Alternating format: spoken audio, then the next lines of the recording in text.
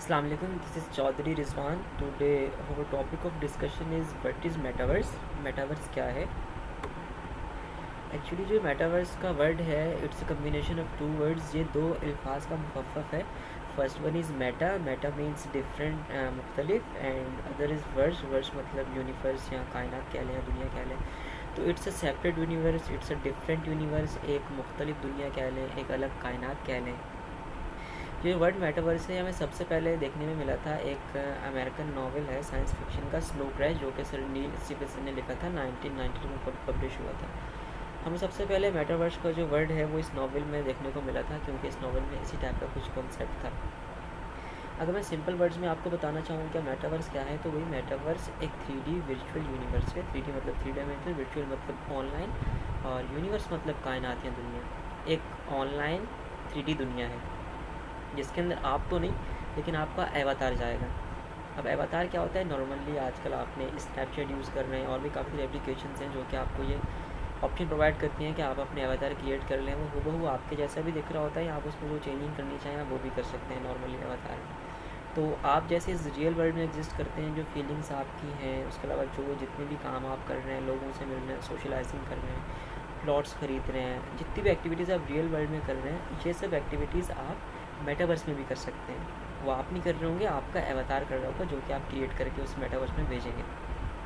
जितने भी मामला इस दुनिया में हैं वो सब के सब आप ऑनलाइन भी कर सकते हैं। इसी टाइप का कोई कॉन्सेप्ट काफ़ी सारी हॉलीवुड मूवीज़ में यूज़ हुआ, जिनमें से रेडी प्लेयर वन है, मैट्रिक्स है, अवतार है।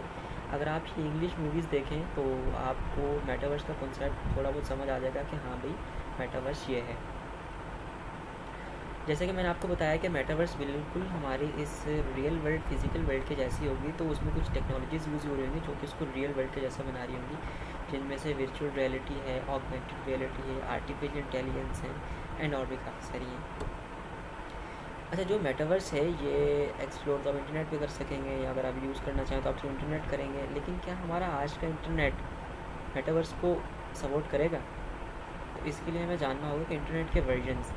अगर हम इंटरनेट के बिल्कुल इब्तदाई दौर की बात करें, जो कि हम वेब 1.0 भी कहते हैं, वेब 1.0 भी कहते हैं, जो कि 90s में शुरू हुआ था, जो कि इंटरनेट की फर्स्ट जनरेशन कहलाती है। उसमें क्या होता था कि आप सिर्फ़ और सिर्फ कंटेंट को, डेटा को रीड कर सकते थे, मतलब कि रीड ओनली वेब था।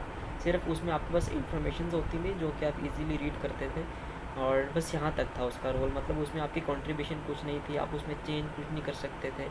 आप उस वेब पेज के साथ, उसके साथ आप कुछ भी नहीं कर सकते थे। इसमें थोड़ी सी एवोल्यूशन हुई। 2003 और 4 में वेब 2.0 आया, जो कि एक वेब का नया वर्जन था, इंटरनेट का नया वर्जन था, जिसे हम सेकंड जनरेशन ऑफ इंटरनेट भी कहते हैं।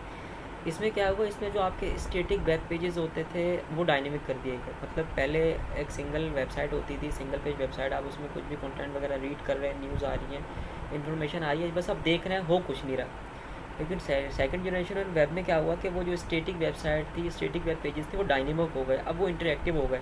अब आप चैटबॉट की एप्लीकेशंस बन गई, ई कॉमर्स की एप्लीकेशंस बन गई। मतलब पूरी जो आज आप एक दुनिया देख रहे हैं जिसमें फेसबुक है, गूगल है, अमेज़ॉन है, और डिफरेंट कंपनीज़ हैं, डिफरेंट प्रोजेक्ट्स हैं जो कि आपको आज इंटरनेट पे नज़र आते हैं। ये सब वेब 2.0 की बदौलत ही हुए हैं, क्योंकि वेब 1.0 में तो ये चीज़ थी नहीं, वो तो स्टैटिक वेब था।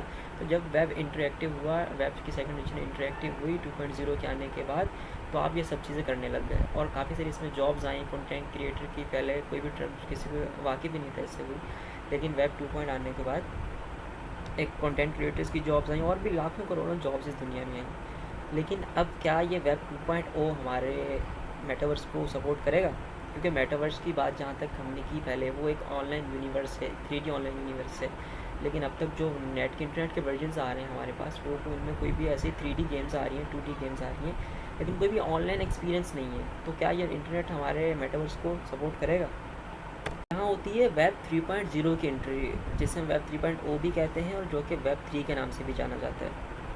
वेब 3 एक डिसेंट्रलाइज का मतलब है कि इस इंटरनेट पे किसी भी सिंगल ऑर्गेनाइजेशन का कंट्रोल नहीं होगा। एक डिसेंट्रलाइज सिस्टम होगा जो कि ब्लॉकचेन टेक्नोलॉजी पे बेस कर रहा होगा, और टोकन बेस इकोनॉमीज, मतलब इसमें डिजिटल करेंसीज होंगी।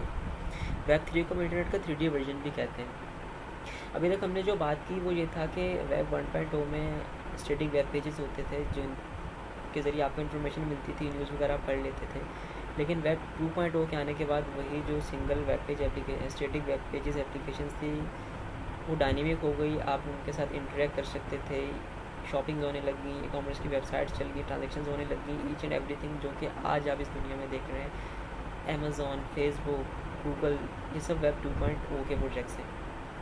अब लेकिन वेब 3.0 में क्या डिफरेंस है? जो सबसे पहला वेब का वर्जन था वो स्टैटिक था, वेब का सेकंड वर्जन आया, उसमें 2 वे कम्युनिकेशन हुई, चीज़ें आप देख सकते हैं लेकिन आप चीज़ें फील नहीं कर सकते, महसूस नहीं कर सकते। वेब 3.0 में 3D का कॉन्सेप्ट बेसिकली यही है कि वर्चुअल रियलिटी, ऑगमेंटेड रियलिटी के ज़रिए, आर्टिफिशियल इंटेलिजेंस के ज़रिए ऐसे ग्लासेस, ऐसे सेंसर्स, ऐसे ऑब्जेक्ट्स क्रिएट किए जाएंगे जिनके ज़रिए आप वो यूज़ करके रियल उस इन्वायरमेंट में रियल फील ले सकते हैं। नॉर्मली आप इस दुनिया में जैसे शॉपिंग करने जाते हैं, मॉल में जाके आप कोई भी चीज़ चेक करते हैं, टच करते हैं, छू के देखते हैं क्या फीलिंग है, क्या आ रहा है, सेम यही चीज़ें, यही कॉन्सेप्ट आप ऑनलाइन में कर रहे होंगे। कैसे कर रहे होंगे? थ्रू डीज टेक्नोलॉजीज़ कर रहे होंगे जिनका हमने जिक्र किया अभी। तो ये सब वेब 3.0 में मुमकिन है, वेब 2.0 में अभी तक ये चीज़ें नहीं आई। अगर हम मेटावर्स के यूज़ केसेस की बात करें तो आई डोंट थिंक कि आज के दौर में मेटावर्स या इंटरनेट के बगैर कोई चीज़ चल रही है। तो जो कि आने वाला टाइम है जिसमें मेटावर्स आएगी, तो इस टाइम में भी कोई चीज़ मेटावर्स से इफेक्टिव नहीं होगी, बिल्कुल ऐसा नहीं है। यहाँ पे सिर्फ कुछ इंडस्ट्रीज़ यहाँ पे मेंशन की गई हैं जो कि हमारी हेल्थ केयर की इंडस्ट्रीज़ है, काफ़ी सारी उसमें रेवोल्यूशंस आएंगी मेटावर्स के आने से। हमारी टूरिज़्म इंडस्ट्रीज़ में काफ़ी रेवोल्यूशंस आएंगी। ऐसे अगर हम देखें तो हमारा एजुकेशन का निज़ाम है, जो वर्चुअल शॉपिंग की एग्जांपल हमने पहले देखी, वर्चुअल एडवर्टाइजिंग का जो कॉन्सेप्ट है, या वर्चुअल रियल इस्टेट। नॉर्मली जैसे कि अगर आप आज के दौर में कोई लैंड्स या प्लॉट्स खरीद रहे हैं इस रियल वर्ल्ड में, तो सेम एज़ लाइक दैट आप मेटावर्स में भी अपने प्लॉट्स खरीद रहे होंगे, लैंड्स खरीद रहे होंगे, बिल्डर्स प्लाजास बना रहे होंगे, सब चीज़ें हो रही होंगी, चीज़ें बन रही होंगी। अच्छा, यहाँ पे मैं इस टॉपिक को एंड करना चाहूँगा। ये वीडियो बेसिकली एक नॉलेज पर्पज़ के लिए थी। I am not expert of metaverse और वेब 3.0। अगर आपको कोई भी चीज़ पूछनी हो या बतानी हो तो आप कमेंट्स में बता दीजिए। Thank you.